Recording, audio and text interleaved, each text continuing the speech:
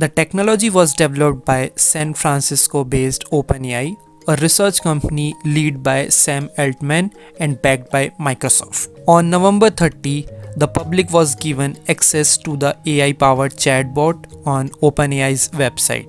A chatbot that answers questions, write essays, debug your code, recommend you based on your interest, and do lot of cool stuffs. I hope you understood what I am talking about. Yes, it's absolutely correct. I am talking about Chat GPT. How can Chat GPT 3 help you? One of the greatest thing about Chat GPT is that it can provide personalized recommendations and service based on your preference. For example, if you are interested in health and fitness, it can recommend healthy recipes and exercise routine for you.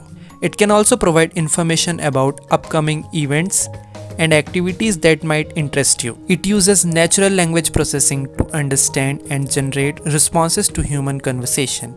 With GPT-3, you can automate tedious tasks such as scheduling, customer service, and data analysis.